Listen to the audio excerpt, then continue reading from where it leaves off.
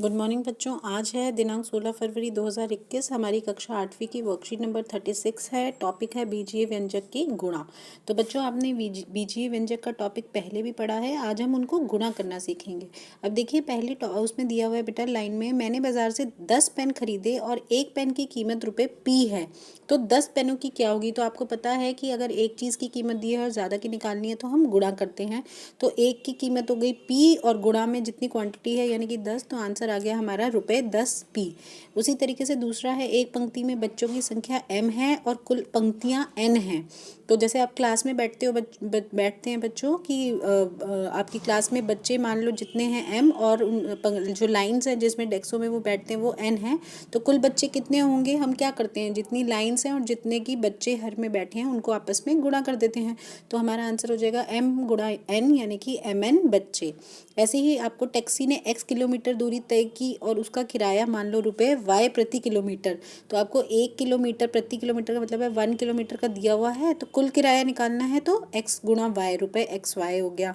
ऐसे ही आपकी मम्मी है, मान लो उनकी उम्र है मेरी उम्र से 3 गुना अधिक है। वो कह रही है एक बच्ची कि मेरी मम्मी की उम्र मुझसे 3 गुना अधिक है।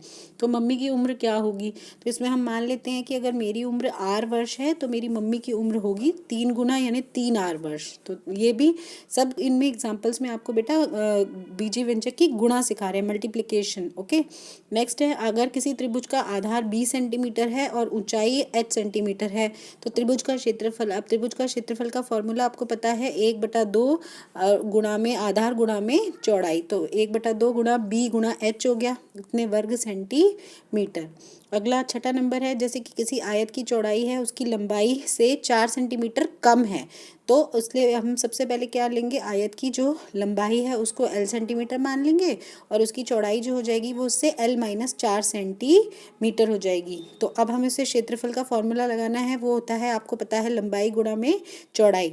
तो L गुणा में L-4 करेंगे। अब इसको आगे गुणा करेंगे बेटा, पहले L को L से गुणा किया तो L की घात 2 हो गई, माइनस फिर 4 को L से गुणा तो 4L हो गया वर्ग सेंटीमीटर।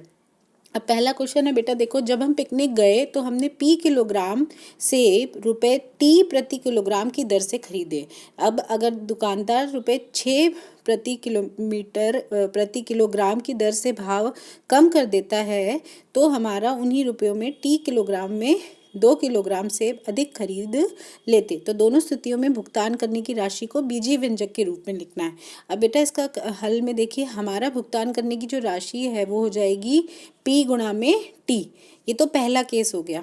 अब अगर मान लो कि राशि का नया हमें होता कि वो है उसकी वैल्यू ₹6 प्रति किलोमीटर के भाव से कम कर देता है, यानी P में से 6 माइनस हो जाते तो P-6 हो गया। अब इसको ब्रैकेट में लिखना है आपको, एक का भाव हो गया P-6 और गुणा में जो हमारा वजन था वो 2 किलोग्राम बढ़ जाता, तो जो T है वो बढ़ के T+2 हो जाता। नए केस में 2 केसेस है ना इसमें, तो वो T+2 हो गया। अब इन दोनों को हमें आपस में गुणा करना है।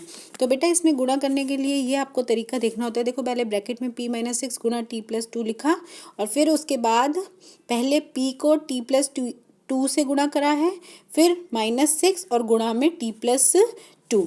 ठीक है, अभी मैं आपको क्वेश्चन समझाऊंगी उसमें और आपको आसान तरीके से समझ आ जाएगा। इसी तरीके से क्वेश्चन नंबर 2 है बेटा, एक घनाभ है जिसकी लंबाई और जिसकी चौड़ाई जो है वो लंबाई से 3 सेंटीमीटर कम है और ऊंचाई उसकी लंबाई से 5 सेंटीमीटर कम है, तो हमें उसका आयतन ज्ञात करना है। इस क्वेश्चन में हम सबसे पहले घनाभ की लंबाई को मान लेंगे कि वो L सेंटीमीटर है, उसी आधार पर हमारी चौड़ाई निकल आएगी, उससे 3 सेंटीमीटर कम है तो माइनस कर देंगे, L-3 सेंटीमीटर हो जाएगी। और जो ऊंचाई है वो लंबाई से 5 सेंटीमीटर कम है तो L-5 सेंटीमीटर हो जाएगी। अब हमें घनाभ का आयतन का फॉर्मूला पता है, लंबाई गुणा चौड़ाई गुणा ऊंचाई। फॉर्मूले बेटा आपको ध्यान रखना है कि आपको लर्न होने चाहिए। अब लंबाई की जगह L आ गया गुणा में, फिर ब्रैकेट स्टार्ट L-3 और गुणा में L-5। फिर हम इसको सॉल्व करेंगे तो हमारा आंसर आ जाएगा। ठीक है बच्चों, अब इसके नीचे हमारे क्वेश्चंस दिए हुए हैं, ये 1 से लेकर के बच्चों 9 तक क्वेश्चन है।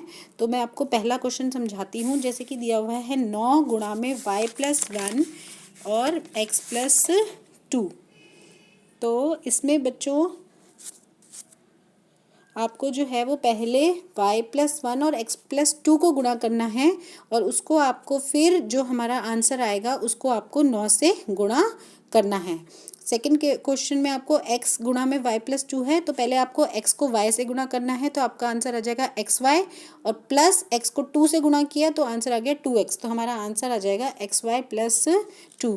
तो बेटा इसी तरीके से इन क्वेश्चंस को सॉल्व करना है और मैं उम्मीद करती हूँ कि आप लोग आपस में 2 गज की दूरी बनाए रखे हुए हैं। मास्क अभी पहन कर रखिए बेटा, सावधानी बरतिए। Thank you.